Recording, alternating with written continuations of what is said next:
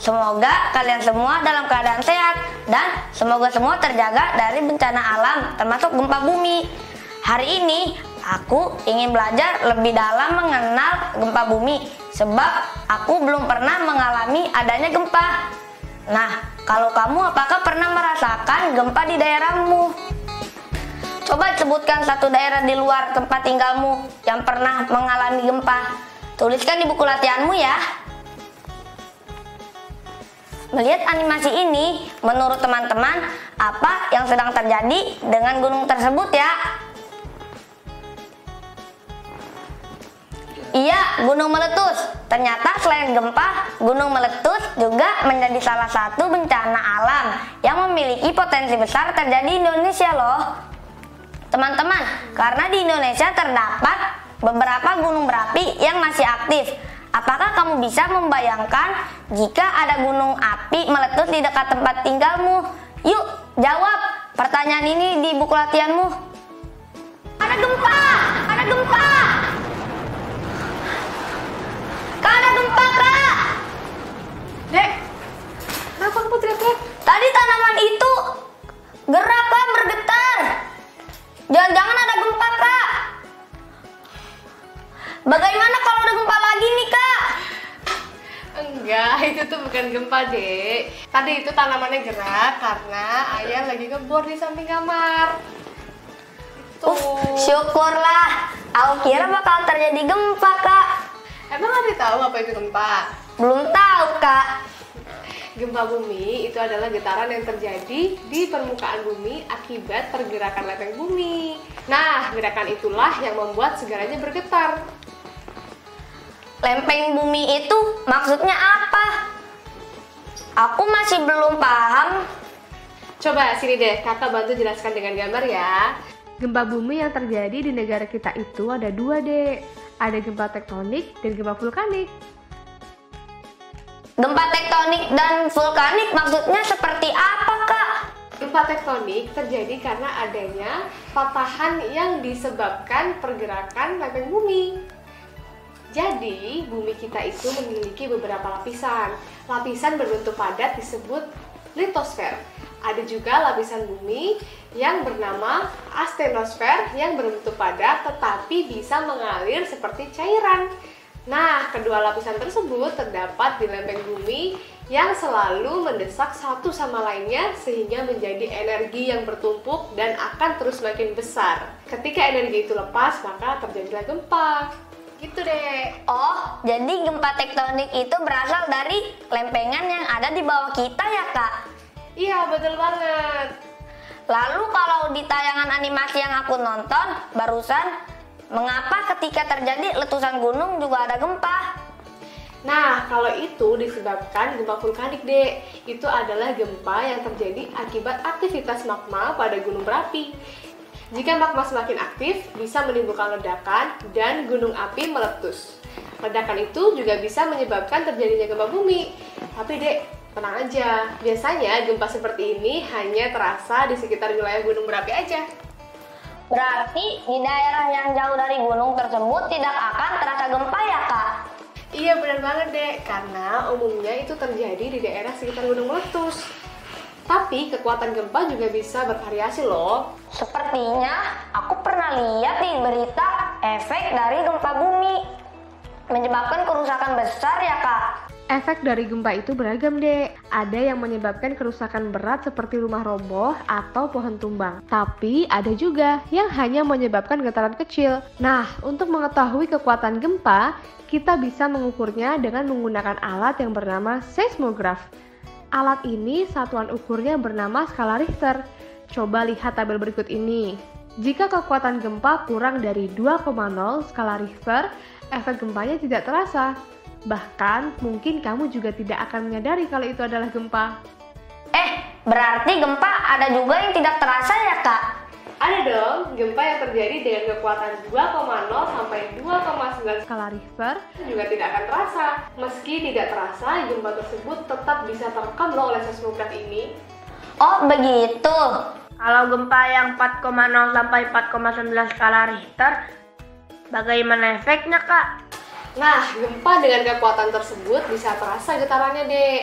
Kita juga bisa lihat barang-barang di sekitar kita itu bergetar. Tapi bukan bergetar seperti yang tadi adik kira gempa itu ya. Iya, Kak. Aku sekarang sudah mulai paham mengenai gempa. Berarti gempa dengan kekuatan 5,0 sampai 5,9 Skala Richter menyebabkan kerusakan dong. Kerusakan yang disebabkannya bisa saja besar, tapi umumnya hanya pada area kecil. Aduh, aku jadi takut, Kak, kalau nanti terjadi gempa saat aku sendirian. Nggak ada kakak, nggak ada ibu, nggak ada ayah. Ketika terjadi gempa, hal pertama yang harus dilakukan adik itu adalah bersikap tenang. Kalau adik berada di dalam ruangan saat terjadi gempa, adik bisa bersembunyi di bawah meja supaya terhindar dari benda-benda yang bisa saja jatuh akibat getaran gempa. Nah, kalau takut sendirian, nggak apa-apa kalau adik berteriak meminta tolong. Justru dengan begitu, orang lain atau kakak bisa cepat untuk menolong adik. Tenang aja! Gimana? Sekarang adik udah paham dong? Paham, Kak? Bagus, karena kalau adik tidak tenang menghadapinya, adik akan kesulitan berpikir untuk menyelamatkan diri dengan aman. Oh iya, berarti yang tadi itu bukan gempa ya, Kak? Ya iyalah, bukan.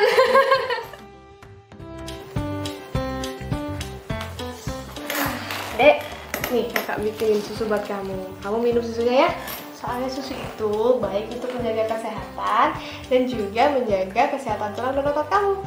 Minum. Iya, Kak, makasih ya.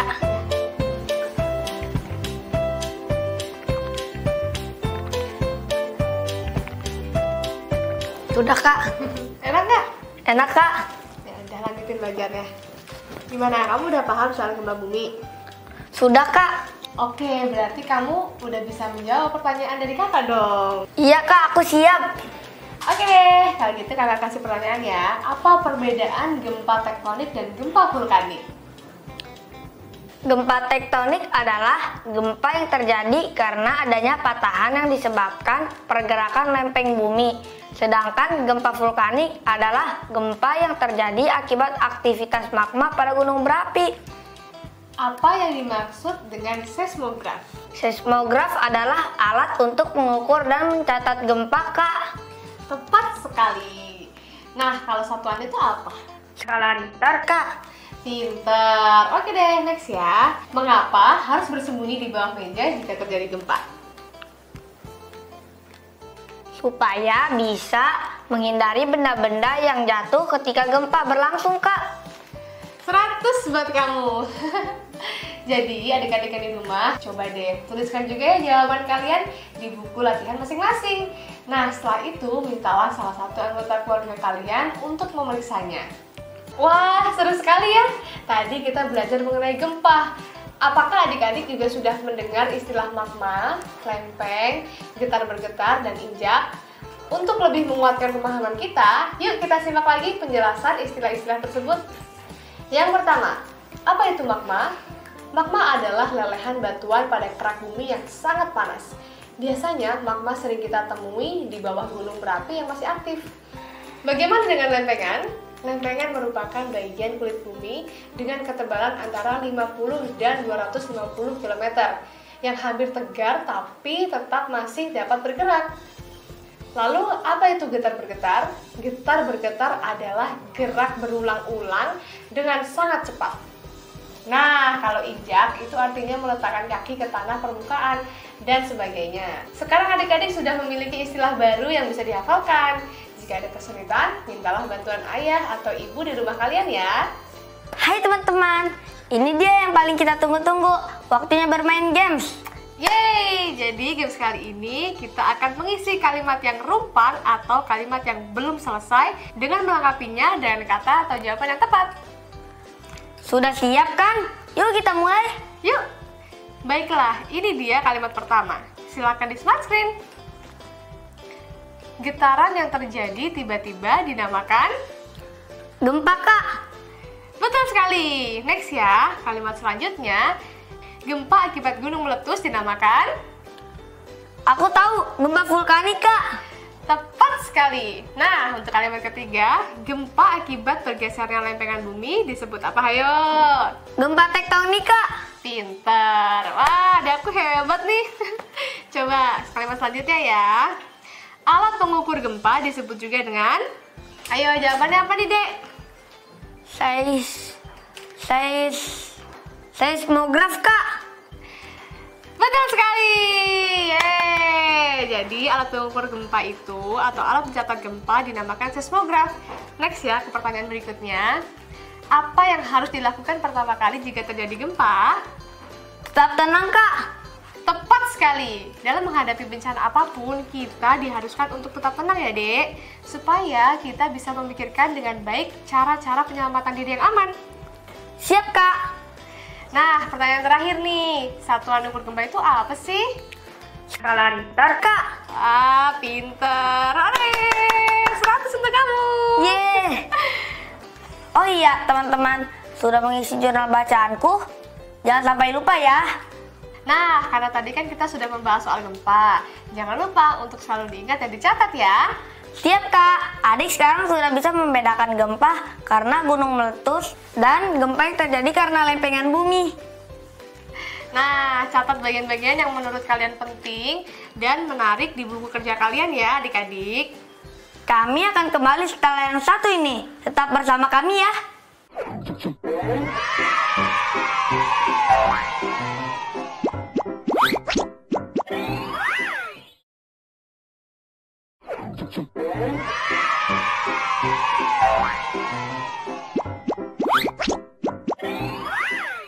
Halo teman-teman, kembali lagi bersama kami di sini. Perhatikan gambar pop-up quiz berikut ini ya. Jika lingkaran ditambah persegi panjang sama dengan 5 dan lingkaran ditambah lingkaran sama dengan 6, maka A. Berapa nilai lingkaran? B. Berapa nilai persegi panjang? Cara menjawabnya, kita cari tahu dulu melalui gambar yang serupa. Kalau gambar lingkaran ditambah lingkaran sama dengan 6, maka jumlah dibagi 2 sesuai jumlah lingkaran. Hasilnya 3, betul kan? Betul banget, Dek. Terus, gimana dengan persegi panjangnya? Kalau salah satunya sudah ketemu, gampang, Kak. Kita tinggal cari nilai jumlah lingkaran ditambah persegi panjang. Hasilnya adalah 5. Selisih angka dari 3 ke 5 adalah 2. Jadi nilai persegi panjang sama dengan 2, Kak. Wah, adik kakak hebat ya. Oke deh, kita next ya. Jika lingkaran ditambah segitiga sama dengan 6 dan lingkaran ditambah segitiga hasilnya 7, maka berapakah nilai segitiga? Berapakah nilai lingkaran? Aku coba jawab ya, Kak. Ketika lingkaran ditambah segitiga, hasilnya 6. Dan ketika lingkaran tersebut ditambah 2 segitiga, hasilnya 7. Coba perhatikan segitiga ini menjadi selisih di antara keduanya. Itu artinya segitiga ini bernilai 7 dikurangi 6, yaitu 1. Sekarang kita sudah tahu nilai segitiga adalah 1. Jadi ketika lingkaran ditambah segitiga hasilnya 6, maka kita bisa tahu kalau lingkaran tersebut nilainya adalah 6 dikurangi 1, yaitu 5. Wah, hebat! Pinter, kamu bener jawabannya. Apakah kamu pernah merasakan atau mendengar berita tentang gempa di televisi atau surat kabar? Gempa bumi adalah getaran yang terjadi di permukaan bumi akibat pelepasan energi dari dalam secara tiba-tiba. Besar guncangan yang terjadi pada gempa bumi dapat diukur dengan alat yang disebut seismograf. Adik-adik, sudah tahu belum bagaimana sikap sigap dan tanggap jika terjadi suatu bencana? Kamu tak perlu panik ya. Hal pertama yang harus kamu lakukan adalah tenang. Karena nyawa kita dan orang lain jauh lebih berharga daripada kerusakan materi lainnya. Yuk kita simak. Apabila kamu sedang berada di dalam ruangan ketika terjadi gempa, hal pertama yang harus kamu lakukan adalah mencari tempat untuk berlindung, seperti berlindung di bawah meja atau bagian bawah tempat tidurmu. Betul banget deh, agar selama gempa berlangsung, kita bisa terhindar dari banyaknya benda-benda atau barang-barang yang bisa jatuh menimpa kita. Kalau aku sendirian gimana, Kak? Kalau kamu sendirian, nggak apa-apa deh. Kamu berteriak minta tolong, dengan begitu orang lain akan datang menolong kamu. Dan yang harus kamu ingat deh, setelah gempanya berhenti, usahakan untuk keluar ruangan dan mencari tempat yang lebih aman ya. Baik, Kak. Tapi kalau aku sudah di luar, gimana lagi, Kak? Nah, jika kamu udah keluar rumah, larilah menuju tempat terbuka seperti lapangan. Lindungi bagian kepala kamu dengan menggunakan bantal atau helm. Jauhi tiang listrik, pohon, kaca, dan barang-barang yang mungkin akan jatuh karena guncangan. Siap, Kak. Adik paham. Nah, kalau terjadi gempa saat kamu ataupun adik-adik yang di rumah sedang berada di dalam gedung yang tinggi, usahakan untuk tetap tenang ya. Turunlah melalui tangga darurat secara perlahan. Jangan berdesak-desakan dan jangan menggunakan lift. Kenapa jangan, Kak? Kan kalau naik lift bisa lebih cepat turun ke bawahnya. Karena guncangan akibat gempa dapat menimbulkan lift terputus dan jatuh deh. Jadi harus dihindari ya menggunakan lift saat gempa. Oh iya, dan hindari juga bagian-bagian gedung yang terdapat kaca. Aku ngerti, Kak. Berarti selama ada gempa atau bencana lainnya, kita nggak boleh panik ya, dan harus waspada. Betul sekali. Jadi, jika adik-adik mempunyai telepon seluler, kalian juga dapat meningkatkan kewaspadaan gempa dengan menggunakan aplikasi BMKG atau Badan Meteorologi, Klimatologi, dan Geofisika. Nah, kamu bisa pindai gambar berikut ini dengan menggunakan aplikasi pembaca QR Code di telepon seluler kamu. Aplikasi itu tidak hanya untuk mengetahui gempa yang terjadi di daerah Indonesia ya teman-teman. Kamu juga bisa mengetahui cuaca, iklim, dan kualitas udara di sekitarmu. Oh iya dek, sejak tahun 2008 BMKG sudah tidak lagi menggunakan skala Richter dalam menentukan kekuatan gempa. Terus apa dong, Kak? BMKG menggunakan besaran satuan magnitudo. Nah, dalam aplikasi tersebut, kamu akan menerima laporan apabila terjadi gempa bumi dengan ukuran paling tidak M5. Pemberitahuan yang kita dapat di HP kayak gitu ya, Kak? Iya, benar banget dek. Dari tangkapan layar tersebut dapat dilihat bahwa magnitudo gempa yang terjadi di barat daya Muko-Muko sebesar M5,3. Ini berarti gempa tersebut berada di antara M5 dan M6. Adapun 5,3 jika kita tempatkan di garis bilangan akan berada di sebelah kiri dan lebih dekat dengan angka 5. Oh iya, Kak, aku paham sekarang. Tapi kalau misalkan gempanya lebih besar dari itu, bagaimana, Kak? Nah, apabila gempa bumi terjadi di bawah laut dengan kekuatan besaran di atas F6,5, gempa tersebut bisa menimbulkan potensi pergerakan gelombang air laut besar yang disebut dengan tsunami. Kalau hal itu terjadi, jauhi daerah pantai dan evakuasi diri dan juga keluarga ke tempat yang tinggi. Baik, Kak, aku sekarang sudah mengerti apa yang harus aku lakukan ketika terjadi bencana gempa. Kamu lagi ngerjain apa, Dek? Iya nih, Kak. Aku dapat tugas untuk membuat daftar tempat evakuasi jika terjadi gempa bumi, Kak. Lalu aku juga diminta memperkirakan daya tampung tempat evakuasi tersebut dan berapa jauh jarak yang ditempuh untuk mencapainya, Kak. Oh, itu. Oke deh, yuk kita kerjain. Ayo, Kak. Kira-kira tempat seperti apa sih yang bisa kita jadikan lokasi untuk evakuasi gempa? Lapangan, Kak. Nah, betul deh, lapangan bisa kita jadikan untuk tempat evakuasi sementara karena aman dan jauh dari gedung tinggi, pohon, dan lain sebagainya yang dapat membahayakan ketika terjadi gempa. Setiap tempat evakuasi memiliki daya tampung tertentu. Kita bisa mencatatnya dalam label. Oh iya, bagaimana caranya, Kak? Yuk, kita coba tuliskan datanya. Misalnya lapangan tadi, Kak. Daya tampung lapangan bisa mencapai 100 orang, Kak. Bisa dong, Dek. Lalu, berapa coba jarak lapangan tersebut? Kalau jaraknya 125,7 meter, maka bilangan bulat terdekatnya 126 meter ya, Kak? Tepat sekali. Itu karena angka 7 di belakang koma lebih dekat ke angka 10. Jadi jika dibulatkan hasilnya akan menjadi 126. Lalu kalau di bawah meja, sepertinya hanya cukup 2 orang ya, Kak? Semisal jarak meja yang aku hitung 0,8 meter, bilangan bulatnya berapa ya, Kak? Karena angka 8 di belakang koma lebih dekat ke angka 10, maka 0,8 itu dibulatkan menjadi 1 meter. Wah, iya, aku baru paham sekarang, Kak. Nah, adik-adik, coba deh kalian amati lingkungan sekitar kalian. Tempat apa saja sih yang dapat dijadikan tempat untuk evakuasi? Tulis beberapa daya tampungnya, lalu hitung berapa jaraknya, serta berapa nilai pembulatan terdekatnya. Tulis di buku latihannya ya. Dan jangan lupa juga untuk diskusikan bersama ayah, ibu, atau kakak kamu. Halo teman-teman, untuk lebih mengingat pelajaran dan materi pembulatan bilangan, yuk simak penjelasan kakak. Di Aceh pernah terjadi gempa pada tahun 2004 dengan skala magnitudo 9,1.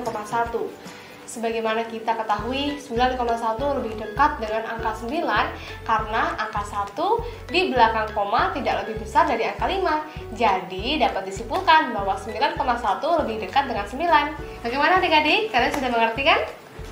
Mengerti, Kak? Aku lanjutkan ya. Silakan, Dek.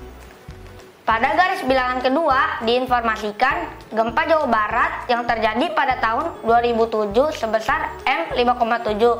Nah, kalau yang ini karena angka 7 di belakang koma lebih besar dari angka 5, maka dapat disimpulkan bahwa 5,7 lebih dekat ke angka 6 ya, Kak? Betul banget, Dek. Yeay, pinter deh kamu. Nah, selanjutnya kakak bacakan ya. Jika gempa Lombok yang terjadi tahun 2018 adalah magnitudo 6,9, maka lebih dekat dengan angka? Lebih dekat ke angka 7 ya, Kak? Pinter, bener banget. Nah, sekarang kakak lanjutin ya. Pertanyaan berikutnya, gempa yang terjadi di Palu Donggala pada tahun 2018 kekuatannya magnitudo 7,4. Maka? Lebih dekat ke 7 ya, Kak? Yeay, tepat sekali. Nah, pertanyaan kelima nih, Dek. Gempa Sumba Barat Daya yang terjadi pada tahun 2019 sebesar magnitudo 6,2. Maka jawaban 6,2 lebih dekat dengan angka 6, Kak. Yeay, pinter kamu bisa jawab semua pertanyaannya. Oke, pertanyaan terakhir sekarang ya. Gempa yang baru-baru ini terjadi di Manokwari tahun 2020 sebesar magnitudo 5,5. Maka 5,5 lebih dekat dengan mana? Sepertinya 5,5 sama jaraknya ke angka 5 dan 6, Kak. Kenapa bisa gitu? Karena angka 5 di belakang koma sama, berada di tengah sehingga jaraknya sama antara 5 dan 6, Kak. Wah, pinter. 100 ya buat kamu. Yeay! Yeay. Halo teman-teman, setelah mempelajari semua materi, jangan lupa untuk menuliskan kembali ya apa saja yang kalian pelajari hari ini di buku catatan kalian. Hari ini kita sudah belajar tentang macam-macam gempa, 6 kosakata baru, melengkapi kalimat rumpang dan juga memecahkan pembulatan bilangan. Jika mengalami kesulitan dalam menghafal dan mengerjakan soal latihan, mintalah bantuan dari anggota keluargamu untuk membantumu belajar. Terima kasih ya adik-adik yang sudah bergabung bersama kami. Tetap jaga kesehatan kalian dan jangan lupa untuk menjaga kebersihan diri dan lingkungan. Sampai jumpa besok. Dadah! Dadah!